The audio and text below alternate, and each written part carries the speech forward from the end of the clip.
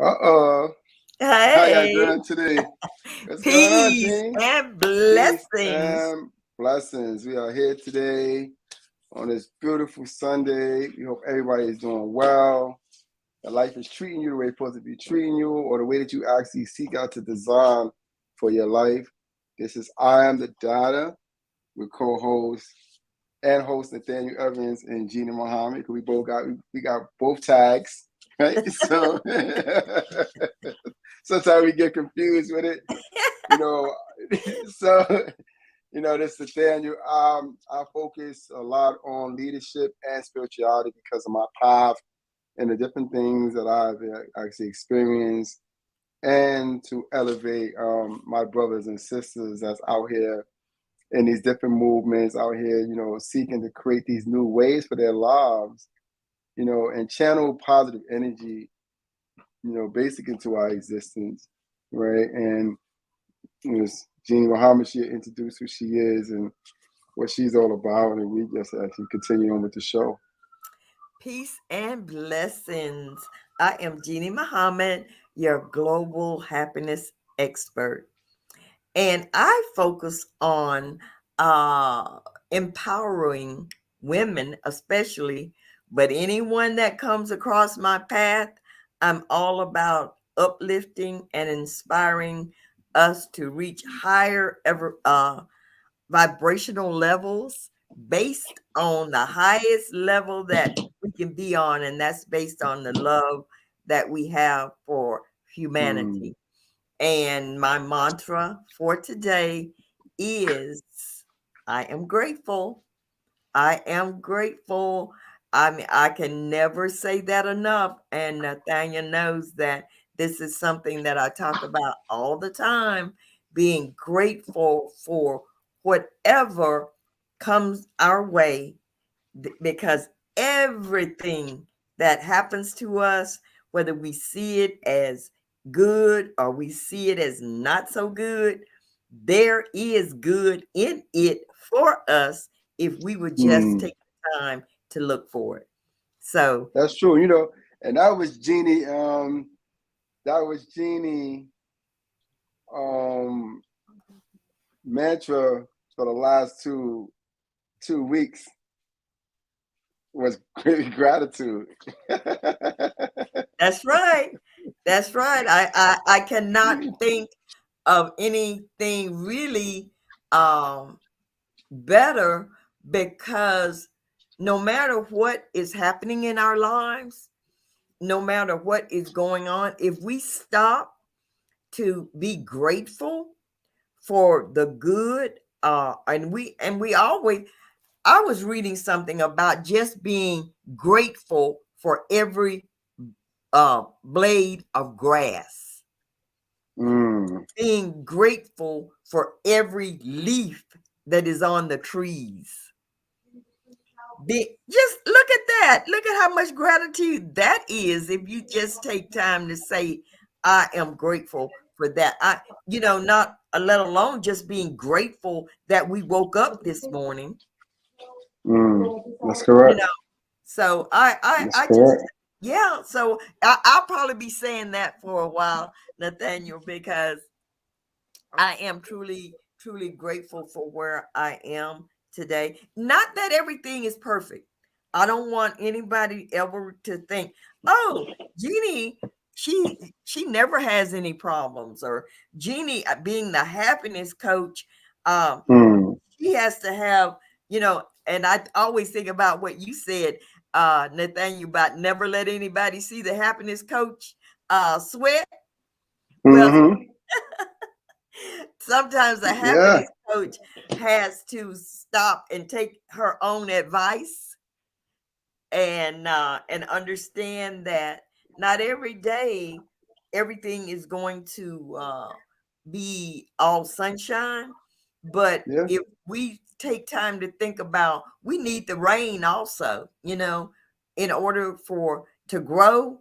If you are like a plant, and because we are have all those same elements and those same chemicals and those same minerals and all as the universe. So if we take time to understand that we need it all in order to grow. So Yeah. If you like apples, it gotta rain for the apples to grow, right? You know, that's right. That's right? right. So if Not you just the like, sunshine. yeah, nah, just the sunshine, yeah, because these things work in conjunction, right? And this actually brings us to our topic today. We're actually dealing with brotherhood and sisterhood and really focusing on what we need to implement in the lives of others so we can actually be able to grow and to develop, right? We live in a society where we are competitive against one another, right?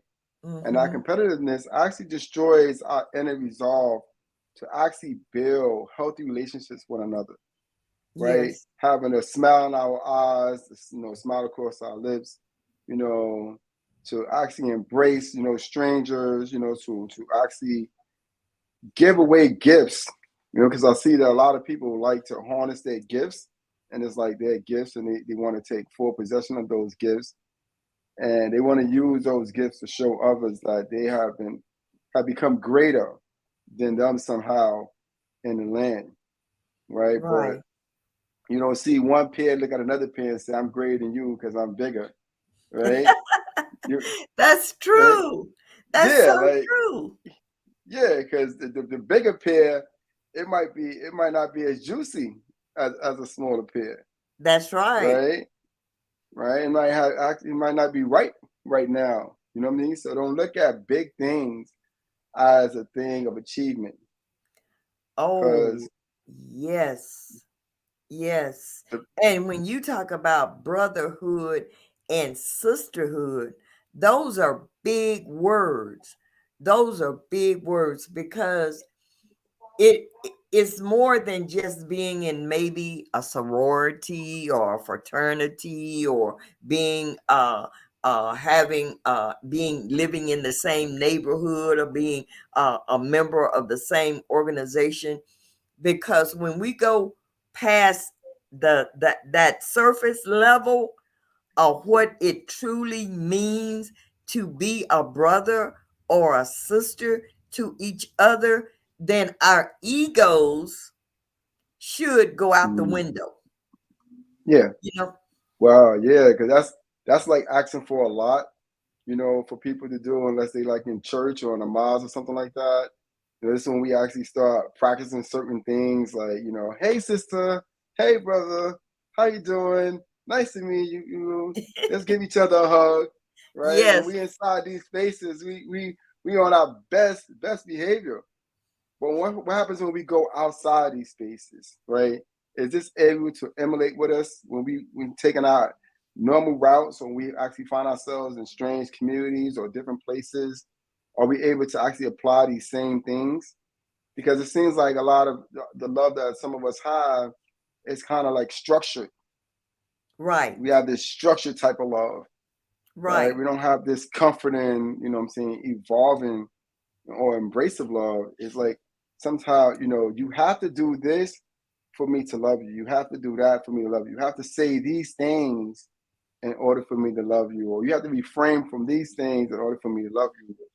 And this is that's not really conducive to our society. So now we have our special guest that's actually has finally joined us. Right? Hey, He what's actually up, guys? got here. Hey, oh, peace. So Hey, how this y'all is doing? pretty good. How you doing? So how you pronounce your name? I know it's Scott Oh, Boy, Skiboky Skiboky, and this is Stora. Marcus Stora. This is Marcus Garvey's grandson, and I had the pleasure of meeting him when I was doing an advocacy event, I think like 3 weeks ago in Harlem. He was just passing through. He had that suit on. He had some shorts on, and he was Mm, just chilling. He just coming through the community. hmm He just wanted to see like, what are we doing out here? And I got to meet this brother, and he's telling me, "Yo, I'm out here doing some big things. I'm fighting for my community in Harlem. I believe that brothers should actually be inside these political structures. We should actually make our voices known, and we should actually be a part of these different laws and policies that's actually taking place. That's actually curtailing our lives as men and women in our society." So with that, I want the brother to introduce himself, what he's doing out here, and we're just gonna have a conversation. Mm-hmm. You know, that's what we're here for, to have a conversation. Oh well, yeah, I'm running for governor right now. Running for mayor. You know, and a lot of my supporters believe the election was stolen from me. You know, so you know, it's a deep corruption that I'm putting the awareness to the Black community. You know, the white man says that they are the most dumbest individual on earth, right? But I'm Marcus Garvey great grandson, Skiboky, and I believe with my help of Jesus Christ, I could try to just warn them of what is the destruction of what is going to happen to them under the anger and hate that they have inside of them. While before it's too late, I'm only just bringing it aware to their attention because the world believe that all Black men is scared of the white man, and the world believe that the Black man represent a weak, girly guy. You know, just like these Democrats that the Black female vote for and the Black man vote for, they are all weak males. They're girly guys. The Black man like me and the other Black men, the 99 other Black men that's within my Freedom Party, we doesn't get along with those type of Black men because we are the alpha males of our community. We are not girly guys. We do not think like our mother. We think like our father, the Black man. If we was to think like our mother, we would not have one chance against this white man.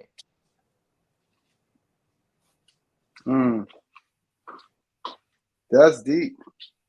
You know, and so when you talk about so when you're listening. talking about the girly guy, you're referring to what?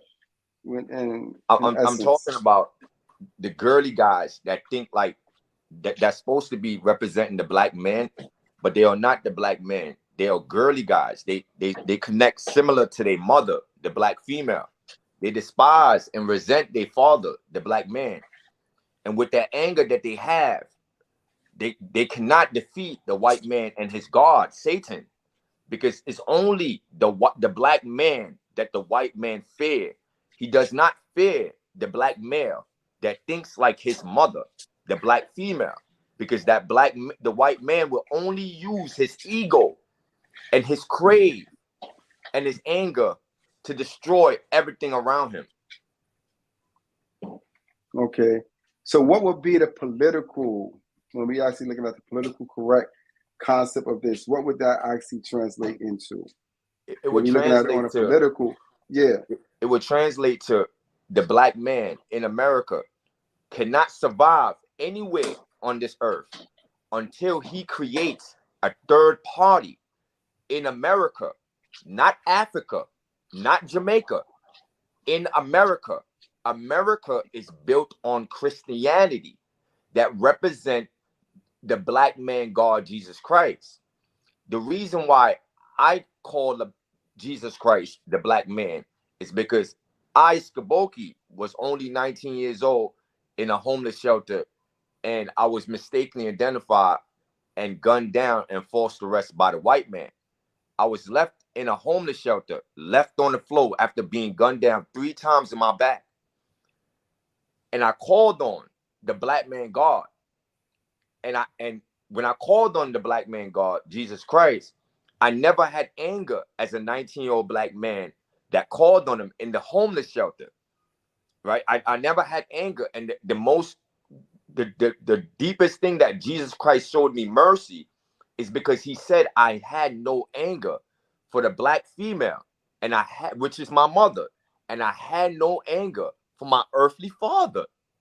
Even though I never met my earthly father, but I had no anger because I made Jesus my father at a young age, even though I'm not religious. Gotcha. So basically, is actually tapping into a higher purpose for our existence. That's actually what save us. What you were saying in these times as a people, tapping into a higher power. It's not forcing the Black man to connect with Jesus. He could do whatever he wants. I'm only Marcus Garvey great grandson, Skiboky. I'm neither good and I'm neither evil. I'm only giving the black man the solution to his problems in America throughout the world. The white man tortures your family, treats you like slave throughout the earth. You have no respect. He puts the black females above you. All you have inside of you is hate and anger. I'm presenting the black man something else.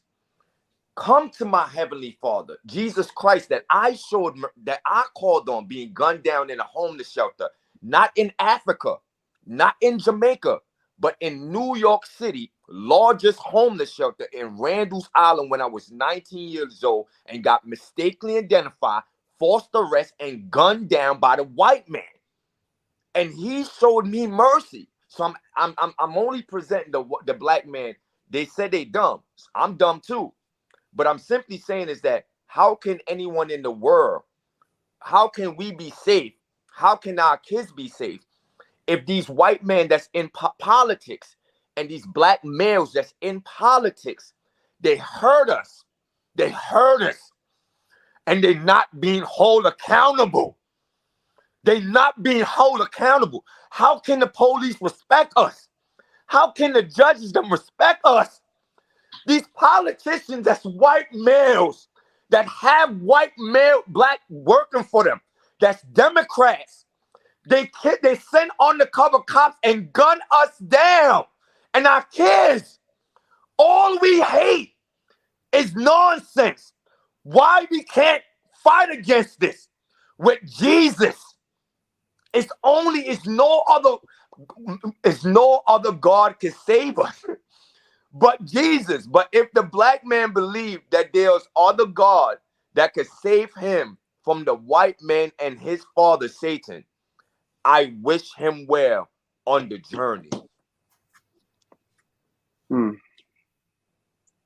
So I'm actually trying to really, because I see that you're running for governor, and I'm trying to see like what is the premise of you running for governor, and how do you be able to reach those? Because many of us, we may have a restriction against any religious connotations or about Jesus Christ and things of that nature. How do we actually connect with you, for running for governor, right, in a very holistic, wholesome manner, right? Because one of the things that you spoke about when you first came on was that mercy was actually provided to you because you didn't hold on to any hate, right? You didn't have any animosity or any hate in the world. So because you didn't have this hate animosity, which is actually your first, what I would say, your first lesson of compassion, right? How do you take that same energy that was actually bestowed upon you in one of your darkest hours, right? And share that same light and that same energy of love, hope, compassion, and mercy with others that actually seek to follow you and walk with you in this candidacy that you're actually going for. Well, all I can simply say is that, it's not just you not having anger, it's not having resentment for my parents. You see, that's the deepestness with my heavenly Father. You see, I was talking on an interview the other day, and I was being interviewed by a black woman, and she said something, and I was like, the black female don't know what she wants. And then everybody got crazy and jumped out. They're like, no, you didn't say the black female don't know what she wants. And I was like, you see, I think so similar to my heavenly Father, Jesus Christ. Even though I'm not religious, I'm only a warrior. If you really knows me, I'm only a warrior. I came to America when I was 7 years old. My mom left me in Jamaica when I was 1. So I never really had a mom or father. I didn't have no one related to me. So I grew up until I was like 7 without no parents. But when I was like 5, there was a lady that walked through Jamaica when I was playing in the streets barefooted. She said that there was a person that loved me. that I couldn't see. But then I said, nah, you lying. I'm like 5 years old. But she says, nah, he loves all the kids on the planet, no matter what color they is. So when she put the color involved, little Skiboky believed her. And I was like, oh, word. So anytime I wanted someone to talk to, I always looked up to the heavens and spoke to my father. I made him my father because I didn't really have no mom or father, and they always made fun of me. Be like, oh, your mom went to America and forgot about you, whatever. You feel me? So when I came to America and when I got shot in a homeless shelter, even though I'm not a religious guy, it just reminded me of when I was in Jamaica and I was a kid. So I called on my same father. You see, that's what I did. So I didn't really have, I still never met my father, but I never had anger for resentment towards my father or my mother. You know, even though when I was telling her that when the lady was interviewing me, I said the black female don't know what she wants. She said, nah, what are you talking about? What are you talking about? And I'm looking at her like, the black man don't even know what he wants. Only his heavenly father knows. You know, and when the black man could calm his ego down, when the black woman could calm that ego down, because that ego is from Satan, the white man God, and humble themselves, and get to know themselves, they will realize they really don't know what they want.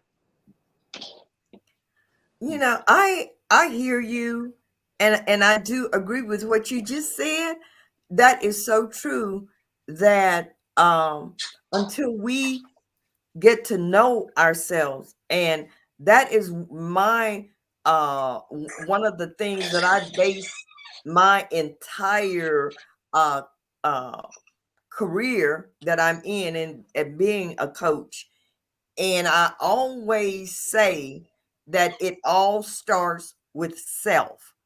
Everything starts with self. Everything starts with understanding self, self-examination, self analysis, self-correction. Until we start really understanding self, and uh getting, as you said, and I do agree that it is ego. A lot of times our egos will not allow us to accept the truth of something, and accept the fact that we have to uh and that's killing off the old man. When in the Bible it says about killing off, I believe that is that ego, and getting rid of that ego, so that we can start to understand self. And in understanding self and falling in love with self, then we can start to love others. Mm-hmm. Once we understand who we are, and there are some, I wouldn't say all black men or all black women do not know who they are.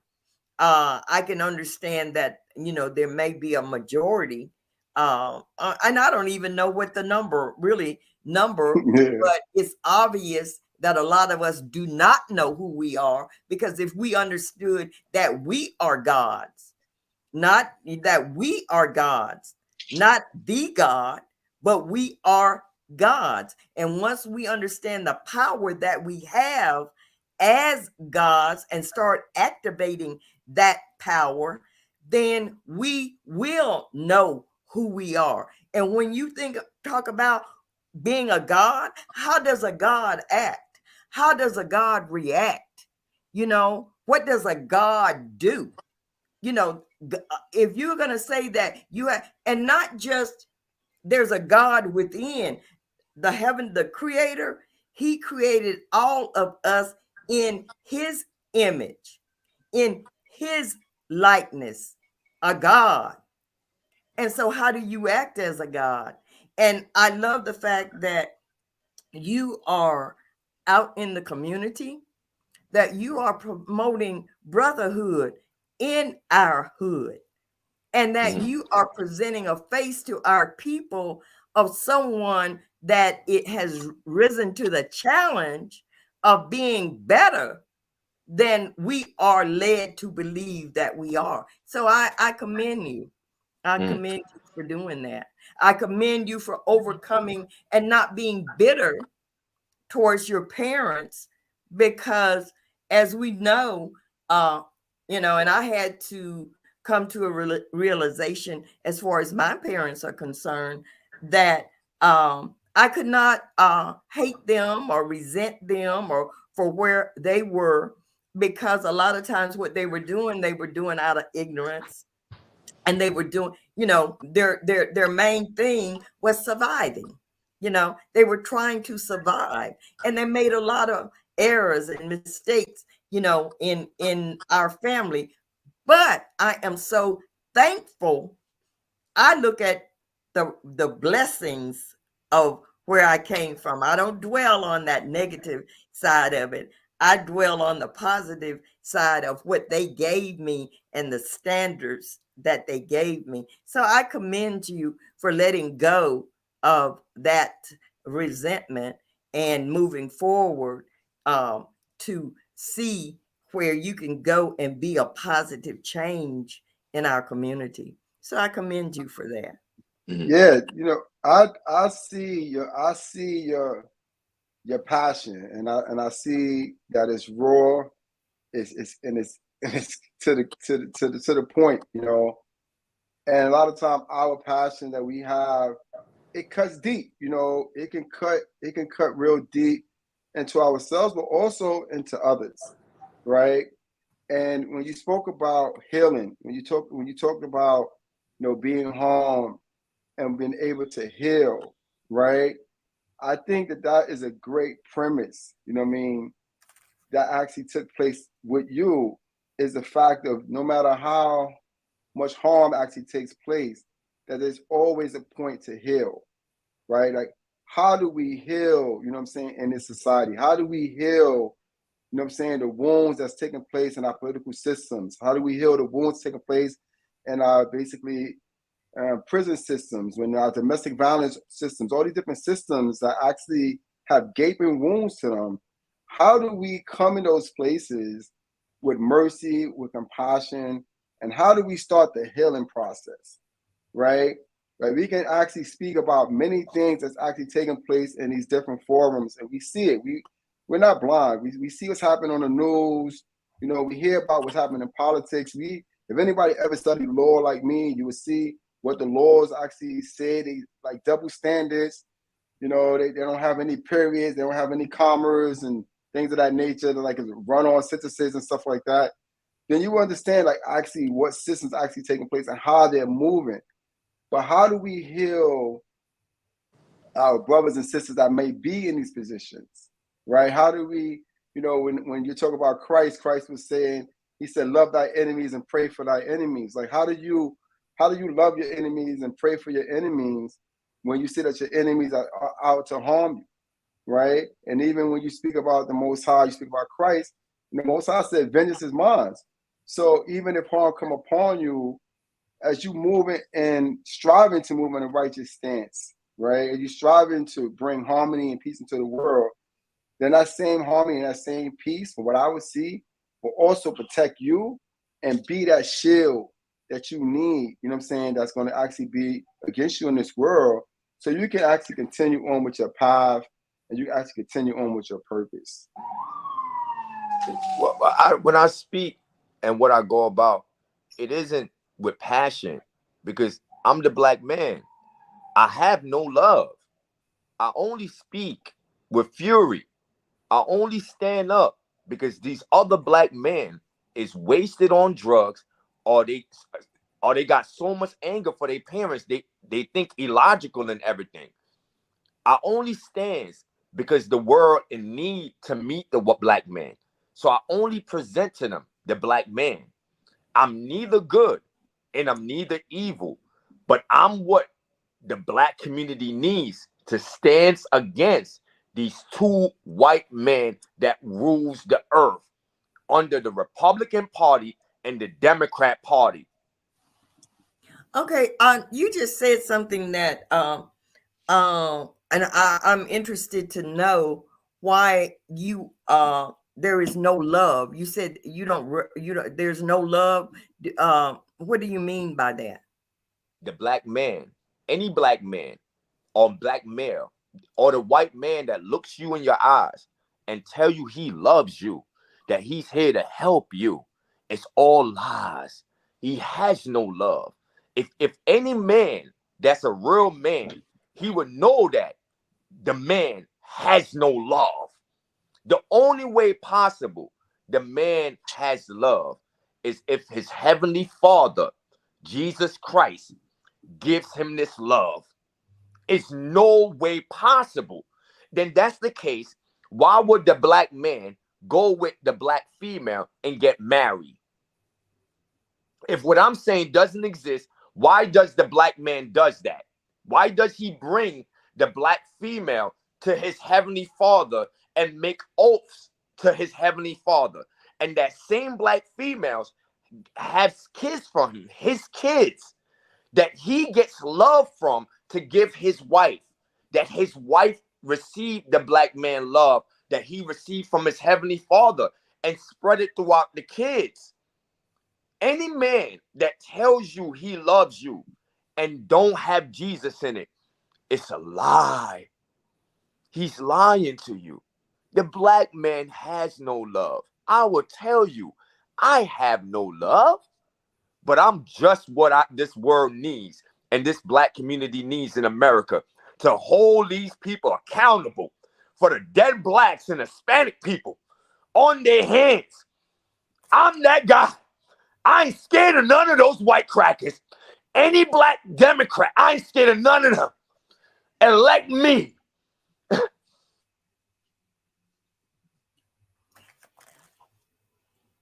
It has been a pleasure speaking with you today, and you sharing your thoughts with us today. Nathaniel, I have to end this. I have to go on and go to my next agenda. What's on my agenda?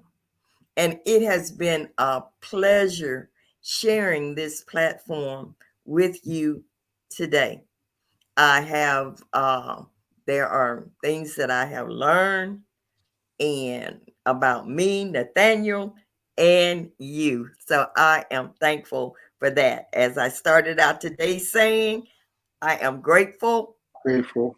And I thank you for this time. Thank you. Peace. Peace. Now, sister,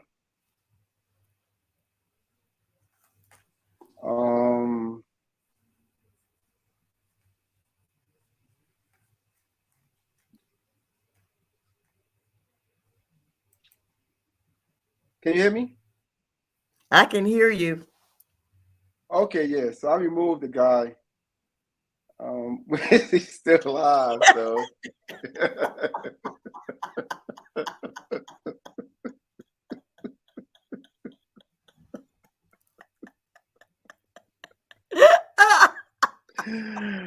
That was extremely interesting. I'm hoping that nobody. Woo!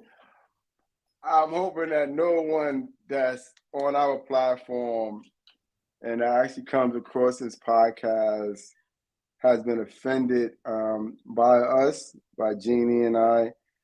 This is not our intentions. I ran across this individual in a leadership space, and because of the platform that he was actually going for, I made the assumption that he would be a good candidate. It actually speaks about, the political rims and how us as Black men are able to come into these different spaces and actually elevate. So I totally apologize if anyone has been offended by this segment of the show, but we still have some more time left, so see if we can actually heal some wounds actually that took place. Nathaniel, This. that really is an example of what I was saying even before, at the beginning of our segment, of because you never know what life is going to throw you. You never ever know um, what you're going to be presented with from minute to minute, from hour to hour, day to day. So it's important that, as we were saying, that you be prepared. Mm. You be prepared to look at, what am I to gain from this experience? What why did it happen? Because nothing happens by chance. There's Yeah, there's a definitely. reason for everything. That's a fact. And so I see it as an opportunity. It's a growth opportunity. Yes. Yes, it is. And it also is also, you know, that peek into the world that I spoke about last time, to see like actually what's out there and what type of leaders that we have, you know, that's coming into these different spaces, into these different circles, right? And when we're looking at these different political realms and we're looking at the laws and we're looking at different leadership, we have to basically come face to face with those um, different realities, you know, different elements, so we can actually see what's actually behind the wall, what's actually behind that door. A lot of times we don't push the door open, you know, and step in and see what's actually there. You know, we may take things on face value, and that actually creates more harm than it actually creates good. Yes. Right. So, Yes. you know, this was a learning lesson, you know, for me also as a professional. And as I'm going out there in the communities, I'm meeting different people to actually see like what is their ultimate stance for the things that they do, right? The beginning of the segment, it was enlightening. I did hear some things that didn't resonate, not only with me, but just with the aura of this podcast. And even as I was looking over at my co-host, I saw that things wasn't resonating with her as well. But the main thing that I did see, and which actually is a lesson to all of us, is that a blessing can actually be bestowed upon you, right? And you can be healed from that blessing. But instead of turning that blessing out towards others to increase others with that blessing, you turn that blessing inside out and use it for a different form, right? And that form that you use is nowhere associated with the blessing that was actually given to you. Right. Right? Right. So love can be given to you, and instead of you actually giving back out love, you were actually twisted into hate. You know, you were actually twisted into pain. You will find ways to use that love that was given to you to manipulate others, you know what I mean, and to stand in the path of others. That I felt this podcast. I've done many podcasts, Gene and I, but this podcast, I felt it because it can show that you can overcome something, but don't know why you overcame it. Something can be given to you, and you don't know why it was given to you, or you don't know how to give it back out to others, right? Right. Blessings bestowed upon you are blessings that you have to bestow upon others, right? Paying it forward, right? Do we know how to pay it forward? Do we know what it's like for mercy to be given to us and for us to also give out that same type of mercy? How do how do we give out mercy that was given to us? Or do we believe that the mercy that was given to us only belongs to us? Like it's like possessing a new car. You go outside every day and you wash this new car every day. There's no dirt on the car, you know, no smudges on the car. You know, the car looks great. But every day you're gonna go out there and you're gonna wash this car, right? Because this car, you know, what you say, this car belongs to me. This path that I'm on, it belongs to me, right? Me being a Christian or Muslim or Hebrew Israelite or Jehovah's Witness, it all belongs to me, right? We take on this level of possessiveness of things that's given to us as a gift. We all have our individual paths, right? But the paths that we have, because there's trillions of us in the world, trillions, right? We all can't like wheat bread, right? Some people are not gonna like the taste of wheat bread. You know what I'm saying? Some people are gonna be like, I only but like it's white bread. It's okay. But it's okay. It's okay to only like white bread. You know what I'm saying? We're not here, and I look at this, we want to try to define the path of others. All right, if that's what you feel like you want to do, go ahead and do it, right? But how do you define the path of others without love? Without love. See, okay, you were using that analogy about the bread. Now, the white bread might be deficient in the nutrients that you want or need for your body. So, you know, somebody like that, like the wheat bread and know the value of the wheat bread, why would I condemn you for your lack of knowledge about something that you know, my why would I come to help you to understand that, okay, you may not like, you know, wheat bread, you prefer white bread, but let me, you know, enlighten you about why this might not be the best thing for you. But once I give you that knowledge, if you still want it and that's what you want, why would I knock you down and beat you up because that's what you want? You know?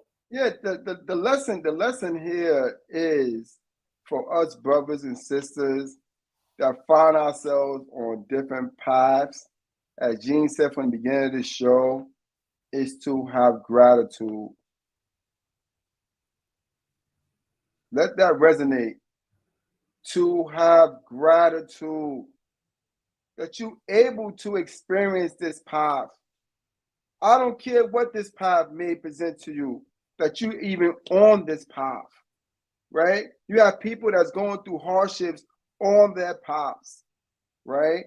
And they're not grateful for the lessons that's actually being provided to them on that path.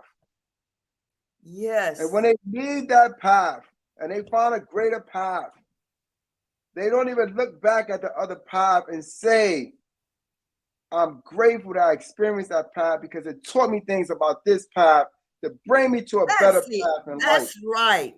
Right? He said, I hate that other path. The other path was meaningless to me. All it did to me was basically inject harm into my life.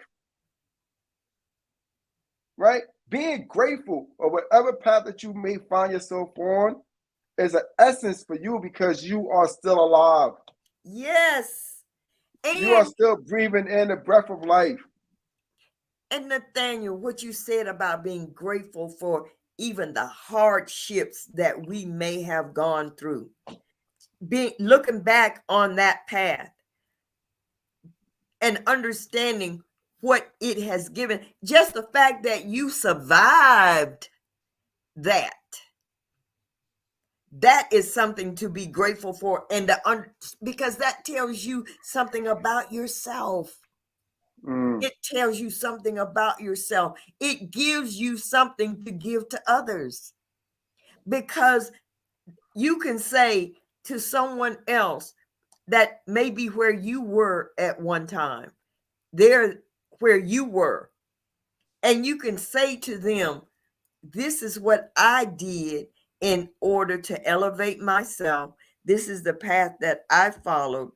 And these are some things that may be helpful to you. If you have reached the point where you want to elevate, because it does decide with you wanting to come up from wherever you are. Some people have not reached that point where they're just sick and tired of being sick and tired. And you have to, when you reach a point of just being sick and tired of being sick and tired of wherever you are, and you know that there is something better, then you more than likely you'll start looking. You'll make a domino shift, right? Yes. You'll start making a shift, but when you make this shift, always keep that compassion that actually allows you to come outside of that shift. Do not forget about the compassion that was bestowed upon you. Don't forget about the man that saw you in the corner and you were shaking due to the elements, and he went in the store and bought you a coat. Oh, right? Don't forget about that compassion right there, right? Don't deny that compassion and mercy is what allows you to come out of a lot of spaces that you may find yourself in. When I look on these lot of platforms, I see many men that are successful, many women that say that they are successful.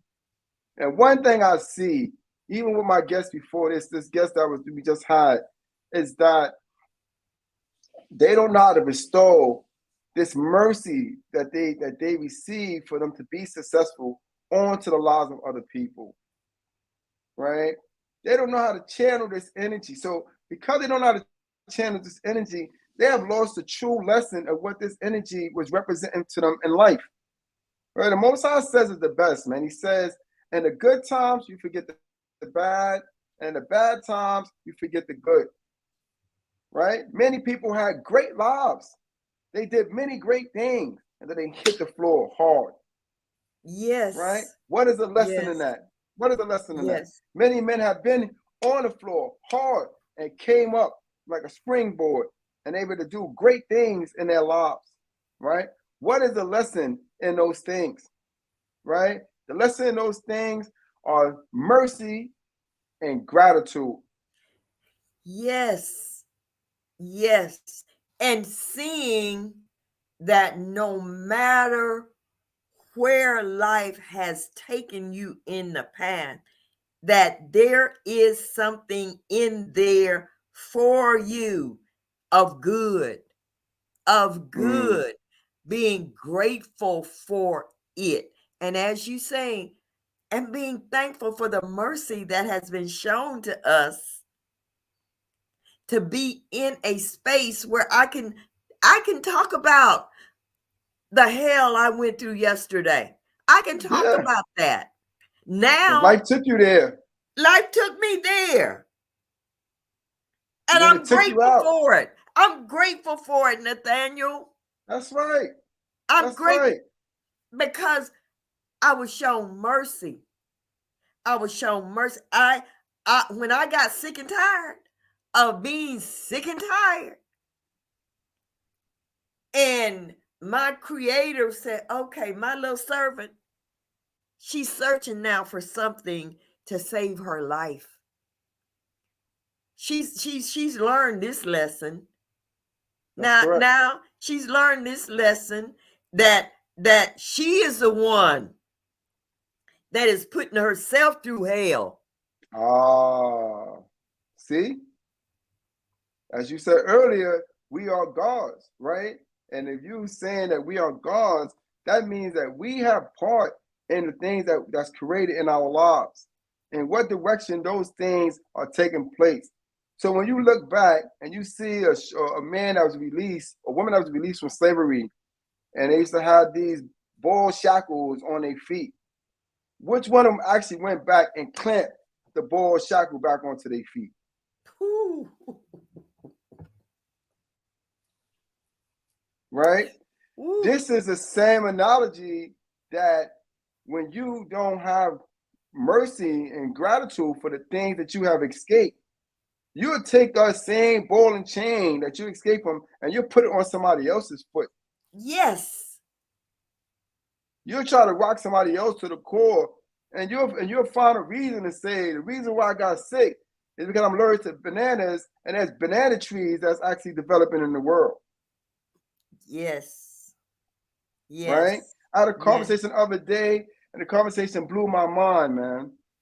The conversation was basically saying to me that if others do you harm, don't worry about the harm that they did you, because man would never do good for you in life. Man doesn't have the passion and the insight to do good towards one another, and accept that man would treat you harmfully, because this is a part of what man does in his existence. And at the end of the day, I defute, you know what I'm saying, that concept. I'm totally against that type of concept. If man is able to bring forth harm in the world, he is also able to bring forth love in the world. He's also able to bring forth compassion, mercy, you know what I'm saying? And all the same things that he seeks for his life, he's able to bring forth into the lives of other people. Don't let no one think that they have the right to harm you, right? And that you have the right to be harmed. That's right. I don't care who they are. And that there is no other way. That there is no other way. There is another way. There is another way. There is another way. We're not going to play this game. We're not going to play this game. We're not going to play this game and let people think that it's okay to basically insert harm into the world. I don't care what plateau that you find yourself on. I don't care what energy source that you're using, you know what I'm saying, or maybe even be using you. Right? Stay away from things that actually denounce instead of increase. We are here to increase. We are here to improve, to increase, and to move in a powerful spirit and a powerful energy. And move hate out of the way. Move Totally. it out of the way. Totally. Totally. Don't read your scriptures. Don't read your fancy books.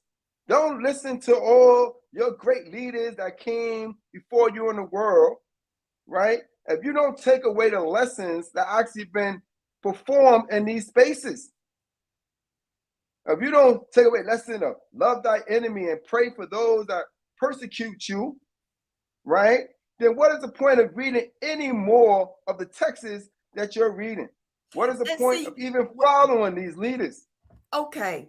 And I believe, Nathaniel, that you fight, and see, and this is something my mother taught me.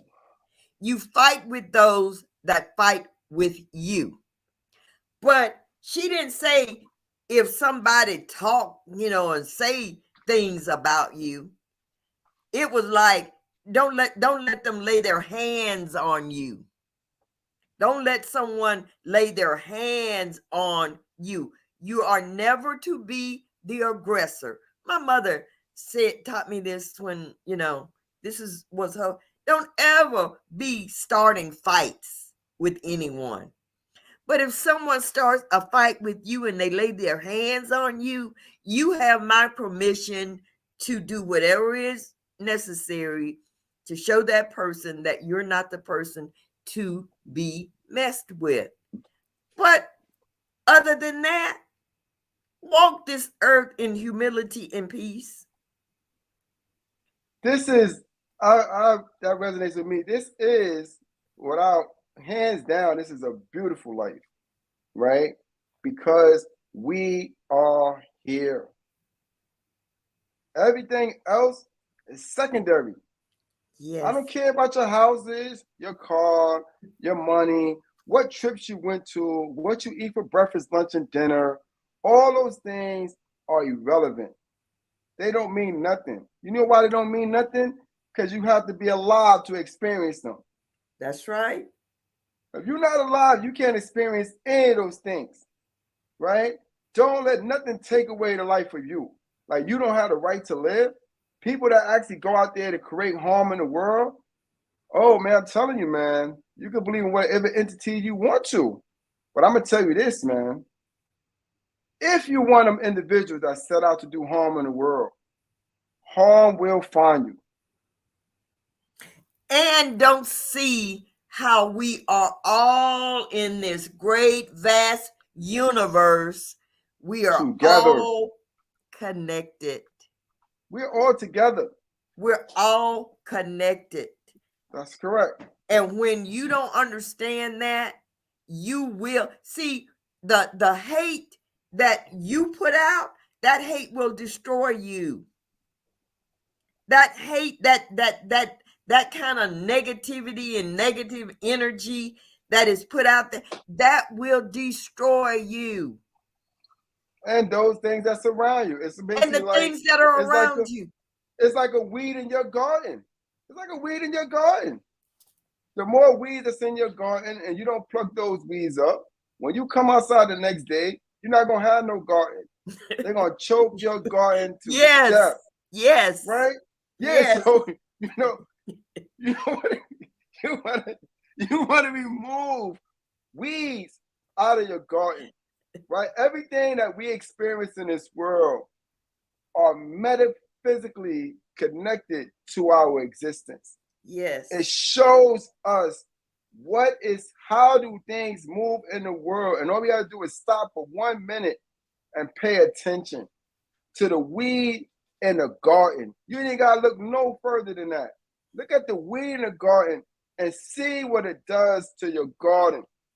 And if you that weed in the garden of life, then you're going to know what you're doing against that garden of life and how you are destroying the things that are closest to you, because the weed destroys that which is closest to it. It don't go to the next garden because it's not there yet. You know what I'm saying? It has to create a path to get where it has to go, right? So you could be the weed in the garden, or you could be that garden of fruit, you know what I'm saying, that actually people come to, you know what I'm saying, to get their full of nutrients. For life. For life. For life. Right? You could be that orange that actually provides you with vitamin C like the sun. You could be that orange, bro. Right? You could be that. And you know what, Nathaniel? And when we're talking about, and when we started off talking about brotherhood and sisterhood, see, that is that binding force within a brotherhood and a sisterhood. It's based on love and compassion and mercy, being beneficent to your brother, to your sister. Your brother. It was a book I read. It was called Two Days with Murray. I forgot who wrote the book, but it was called Two Days with Murray. And the book was basically about an old professor, right, that actually taught, you know what I'm saying, in colleges for like 50, 60 years. And one of his graduates actually came back to him to actually do an autobiography of him while he was on his deathbed. Oh, right? Okay. And Maury talked about his life in real time. What he did in his life, you know, what was purposeful for his life, what was the meaning and the whys that he used for his life, right? And he said it's all to him is about increasing the lives of others. Yes. Right? Yes. To know that others have the same potential that he has, or that he has actually contributed to the world to bring into life. Right? Yes. This is we want to look for legacies, and they say let your legacy be your money. You know, let your legacy be your possessions. But there's one great legacy out of every legacy that can even exist in the world, and that legacy is you. That's right. What is your legacy for you? All the other, if you take all those things away and throw all those things in the middle of the sea, what is your legacy now? If you extract yourself from your money, from all your possessions, from all the loves of your life, and all the children that you have bred into the world, and just stay butt naked, right? What would be your legacy then? Right. What would you attach your life to be? Would it be great now that you're not a multimillionaire? Would it be awesome because you no longer have all these houses? right? What would it be if you don't have all these trophies to look at every day and see, look how magnificent I am. I was the fastest running on the planet from 1992 to 1994. You know what I'm saying? Right. Like, right? What do you have now as your legacy? If you take all the books you read and all the things that you actually experienced and throw all those things in the sea, what will make you you? What will be your legacy then? That's right. We attach ourselves to things, and we allow those things, we attach ourselves to identify us, to give us purpose and to give us meaning, right? I got flowing, beautiful hair, right? My eyes like Chinese and they're just so sexy, right? All these different things, right? Oh, did you see my Gucci sneakers? Those things is fire, right? Things that have no purpose to them, we use them to increase and magnify ourselves. But who is you? Who is you? What is your legacy for you? Right? How would you, not how will other people recognize you in the latter days, but how will you recognize yourself in your latter days? That's right. That's right.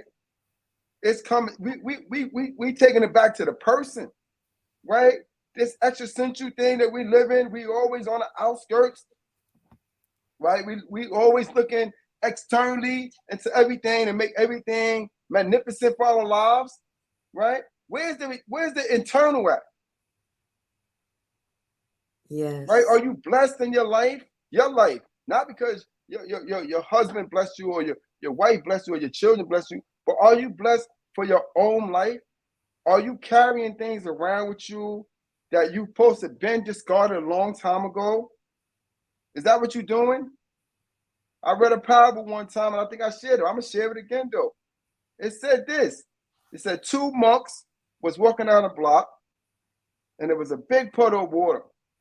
And one of the monks saw a woman in this beautiful, beautiful attire. And he said, I cannot let this woman mess up her attire. She looks so beautiful.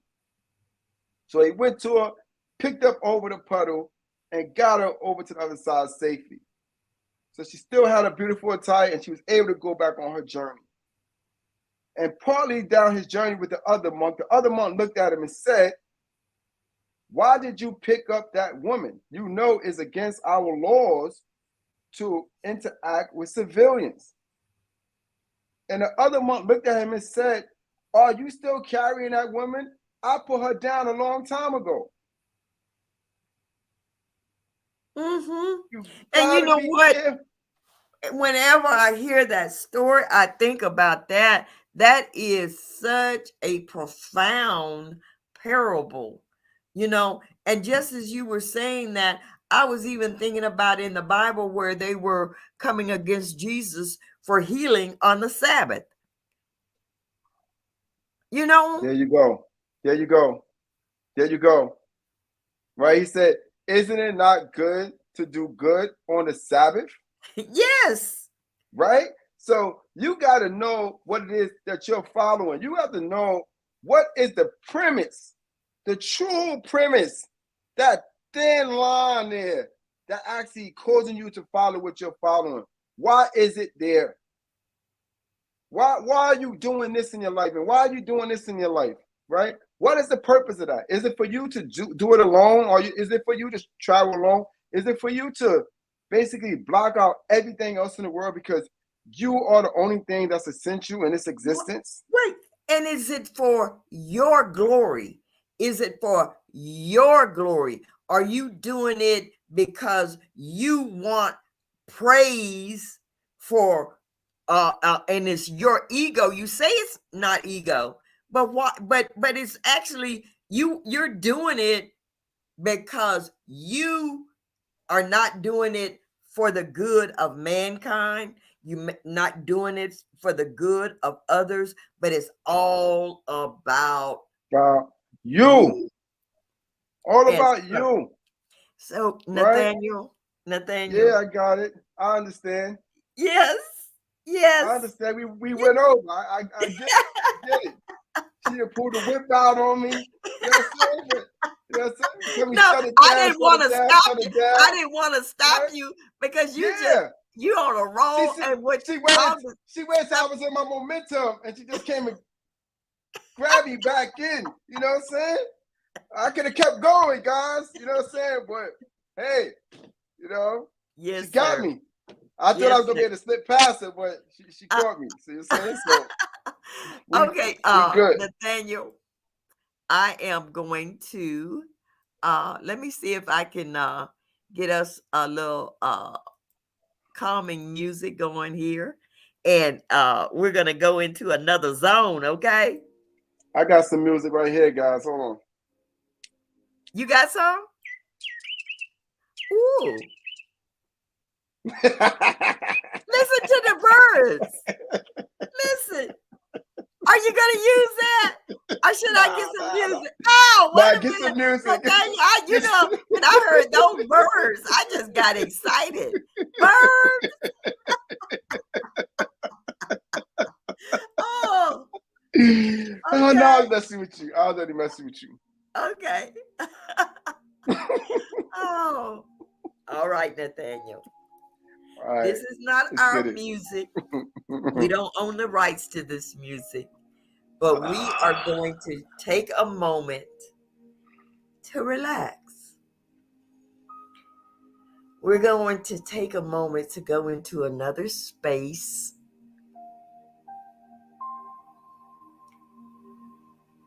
I want you to take a deep breath. Breathe in. Breathe out. Breathe in. And breathe out.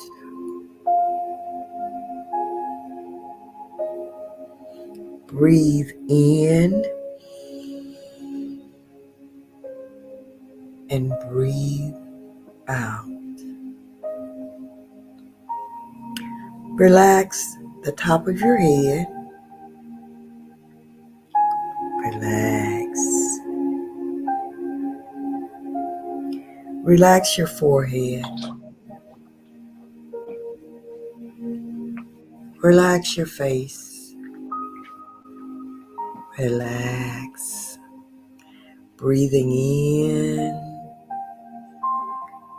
and breathing out. Relax your neck, your shoulders. Relax. Relax your arms, your fingers. Relax. Move on down your body, relaxing as you go. Relax your legs. Relax. Your toes. Wiggle your toes. Relax. I'm going to count backwards from 5. We're going to take a deep breath, relaxing. 5, 4, 3, 2, 1. Breathe in,